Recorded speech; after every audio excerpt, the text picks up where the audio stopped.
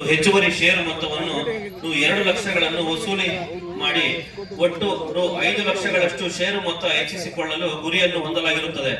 ಪ್ರಸ್ತುತ ವರ್ಷದಲ್ಲಿ ಬೇರೆ ಸಂಸ್ಥೆಗಳಲ್ಲಿ ಕನಿಷ್ಠ ರೂ. 1 ಲಕ್ಷಗಳಷ್ಟು ಷೇರು ಮೊತ್ತವನ್ನು ತೊಡಗಿಸಲು ಗುರಿ ಹೊಂದಲಾಗಿರುತ್ತದೆ. ಸಂಘದ ವ್ಯಾಪಾರ ವಹಿವಾಟು ಗುರಿಯನ್ನು ಸಂಬಂಧಪಟ್ಟ ಆಡಳಿತ ಮಂಡಳಿ ವರದಿಯನ್ನು ನಿಮ್ಮ ಮುಂದೆ ಅನುಮೋದನೆಗಾಗಿ ಇಡ್ತಾ ಇದ್ದೇನೆ.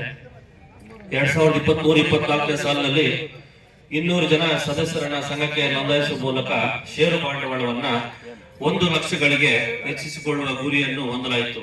ಅದರಂತೆ 121 ಜನರಿಗೆ ಸಂಘದ ನೂತನ ಸದಸ್ಯತ್ವ ನೀಡಿ ರೂ. 1,21,000 ಸರ್ಕಾರದಿಂದ ಬಿಡುಗಡೆಯಾಗಿದ್ದ ರುಗಳು 93,000ರಲ್ಲಿ 129 ವಿವಿಧ ವರ್ಗದ ಸದಸ್ಯರಿಗೆ ಸದಸ್ಯತ್ವ ರೂ. 37,500 ಹೆಚ್ಚುವರಿ ಷೇರು ಮೊತ್ತ ಮತ್ತು ಒಟ್ಟು 2,51,500 ಷೇರು ಹಣವನ್ನು ಮತ್ತು ಎ ವರ್ಗದ ಸದಸ್ಯ ಸಹಕಾರಿ ಸಂಘಗಳಿಂದ ಹೆಚ್ಚುವರಿ ಷೇರು ಧನ ರೂ. 2,17,350 ಒಟ್ಟು ರುಗಳು 4,68,850 ಸಂಗ್ರಹಿಸಲಾಗಿರುತ್ತದೆ. 31/3/2024 ಒಟ್ಟು ಷೇರು ಬಂಡವಾಳವನ್ನು 34,59,785 ರುಗಳಿಗೆ ಹೆಚ್ಚಿಸಿಕೊಂಡು ಒಟ್ಟು ಷೇರು ಬಂಡವಾಳದಲ್ಲಿ ಸದಸ್ಯ ಸಂಘಗಳು ಮತ್ತು ಸದಸ್ಯರ ಷೇರು ಬಂಡವಾಳ 23,59,780 ನೀಡಬೇಕಂತ ಕೋರ್ತಾ ಇದ್ದೀನಿ. ವ್ಯಾಪಾರ ವಹಿವಾಟಿನಿಂದ 20 ಲಕ್ಷ ರೂಪಾಯಿಯಷ್ಟು ಲಾಭನ ನಿರೀಕ್ಷೆ ಮಾಡ್ತಾ ಇದ್ದೀವಿ. ಗೋದಾಮುಗಳ ಬಾಡಿಗೆಯಿಂದ 21 ಲಕ್ಷ ರೂಪಾಯಿಗಳಷ್ಟು ಬಾಡಿಗೆ ಆದಾಯದ ರೂಪದಲ್ಲಿ ನಿರೀಕ್ಷೆ ಮಾಡ್ತಾ ಇದ್ದೀವಿ. ಇತರೆ ಸಂಸ್ಥೆಗಳಲ್ಲಿ ನಾವು ಹೂಡಿಕೆ ಮಾಡಿರ್ತಕ್ಕಂತ ಹೂಡಿಕೆ ಮೇಲೆ ಡಿವಿಡೆಂಡ್ ಏನು ಬರುತ್ತೆ ಅದು 2 ಲಕ್ಷ ರೂಪಾಯಿಗಳಷ್ಟು ನಾವು ಅಂದಾಜು ಮಾಡ್ತಾ ಇದ್ದೀವಿ, ಅಪೇಕ್ಷೆ ಪಡ್ತಾ ಇದ್ದೀವಿ. ಮಂಡಿಸ್ತಾ ಇದ್ದೀನಿ. ದಯವಿಟ್ಟು ಪರಾಮರ್ಶಿಸಿ ಅನುಮೋದನೆ ನೀಡಬೇಕು ಅಂತ ತಮ್ಮಲ್ಲಿ ಸವಿನಯವಾಗಿ ಕೋರ್ತಾನೆ. ಚಿಕ್ಕನಕಂಡಹಳ್ಳಿ VSS ನ ಅಧ್ಯಕ್ಷರಾದಂತ ಮಾನ್ಯ ಹೊಸೂರು ಕೃಷ್ಣಣ್ಣವರಿಗೆ ನಿಮ್ಮೆಲ್ಲರ ಪರವಾಗಿ ಸ್ವಾಗತ ಬಯಸ್ತಾ ಇದ್ದೀವಿ. ಆಡಳಿತ ಮಂಡಳಿಯ ಮಾನ್ಯ ನಿರ್ದೇಶಕರು, ಹಿರಿಯ ನಿರ್ದೇಶಕರಾದಂತ ಉಮ್ಕುಂದ ವೆಂಕಟೇಶ್ ಅವರು ಕಾರ್ಯಕ್ರಮಕ್ಕೆ ಸ್ವಾಗತ ಬಯಸ್ತಾ ಇದ್ದೀನಿ. ಗಮನಿಸಬೇಕು, 2024-25 ಸಾಲಿನಲ್ಲಿ ಇವಾಗ ತಮ್ಮ ಮುಂದೆ ಮಂಡನೆ ಮಾಡ್ತಾ ಇಲ್ಲದೆ ಇರ್ತಕ್ಕಂಥ ಒಂದು ವಿಷಯನ ತಮ್ಮ ಮುಂದೆ ತಮ್ಮ ಅನುಮತಿಯೊಂದಿಗೆ ಮಂಡಿಸ್ತಾ ಇದ್ದೀನಿ.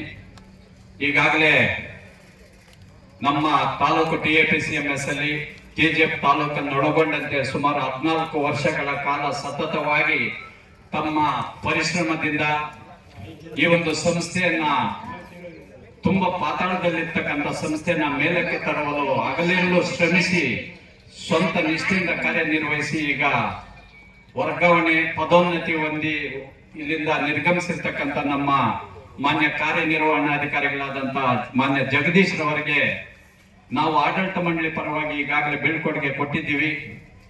ಅವರು ಆಡಳಿತ ಮಂಡಳಿ ಅಲ್ಲ, ಸರ್ವ ಸದಸ್ಯರನ್ನು ತಮ್ಮ ಕುಟುಂಬದಂತೆ ನೋಡಿದಂತ ವ್ಯಕ್ತಿ. ಅದರಿಂದ ತಮ್ಮ ಮುಂದುಗಡೆ ಅವರನ್ನ ಈ ಸಂದರ್ಭದಲ್ಲಿ ಸನ್ಮಾನ ಮಾಡಬೇಕು ಅಂತ ನಾನು ತಮ್ಮಲ್ಲಿ ಅನುಮತಿ ಕೇಳ್ತಾ ಇದ್ದೀನಿ. ದಯವಿಟ್ಟು ಸರ್ವ ಸದಸ್ಯರ ಸಭೆಗೆ ಒಂದು 30-40 ಜನ ಬರ್ತಾ ಇದ್ರು.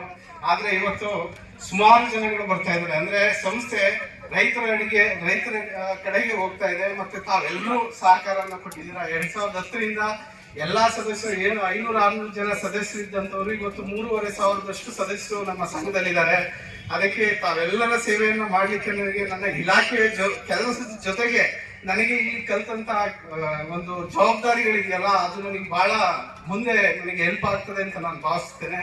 ಮತ್ತೆ 14 ವರ್ಷ ನಾನು ಈ ಸೇವೆಯನ್ನು ತಮ್ಮೆಲ್ಲರ ಸೇವೆಯನ್ನು ಮಾಡಲಿಕ್ಕೆ ಅವಕಾಶವನ್ನ ಕೊಟ್ಟಂತ ತಮ್ಮೆಲ್ಲರಿಗೂ ಹೊಂದಿಸ್ತಾ ನನ್ನ ಮಾತಾಡಲಿಕ್ಕೆ ಅವಕಾಶ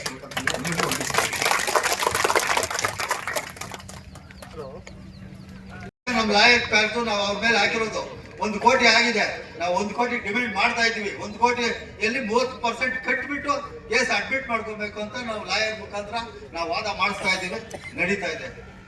ಮತ್ತೆ KC ಉದಯ್ ಕುಮಾರ್ ಅಂಡ್ ನಾರಾಯಣ ಅದನ್ನ ನಡ್ಸ್ಕೊಂಡ್ ಬರ್ತಾ ಇದ್ವಿ. ಅದೇ ರೀತಿ ಜನೌಷಧಿ ಕೇಂದ್ರಗಳು 2 ಕಡೆ ನಮ್ಮ ಈ ಒಂದು 5 ವರ್ಷದ ಅವಧಿಯಲ್ಲಿ ನಡೆದಿರೋದು, ಅದಕ್ಕೆ ಒಂದಷ್ಟು ಬಂಡವಾಳ ಹಾಕಿದ್ದೀವಿ. ಅದೇ ರೀತಿ ಮುಖ್ಯ ಕಚೇರಿಯಲ್ಲಿ ಒಂದು ಬಾಡಿಗೆ ಒಂದು 32 ಲಕ್ಷ ಬಾಡಿಗೆ ಬರೋಂಗ್ ಮಾಡಿ 32,000 ಬಾಡಿಗೆ ಬರೋಂಗ್ ಮಾಡಿ ಅದಕ್ಕೂ ಸ್ವಲ್ಪ ನವೀಕರಣಕ್ಕೆ ಸ್ವಲ್ಪ ಖರ್ಚಾಗಿದೆ. ಇಲ್ಲೇ ಇದ್ರೆ ನಮ್ದು 2,90,000 ಚಿಲ್ಲರೆ ಲಾಭ ಬರ್ಬೇಕಾಗಿದ್ದು. ಇದಕ್ಕೆಲ್ಲ ಬಂಡವಾಳ ಬಿದ್ದಿರೋದ್ರಿಂದ ಇನ್ನೂ ಸ್ವಲ್ಪ ಬರ್ತಾ ಇತ್ತು. ಇದಕ್ಕೆಲ್ಲ ನಾವು ಸಂಘದಿಂದ ಬಂಡವಾಳ ಹೂಡಿಕೆ ಮಾಡಿದ್ದೀವಿ. ಇದೇ ರೀತಿ ಇನ್ನು ಮುಂದೆ ಇದು ಒಂದು ಇಲ್ಲಿ ಈಗಾಗಲೇ ಮಂಡಿಸಿದ್ದೀರಿ, ನೀವು ಒಪ್ಪಿಗೆ ಕೊಟ್ಟಿದ್ದೀರಿ.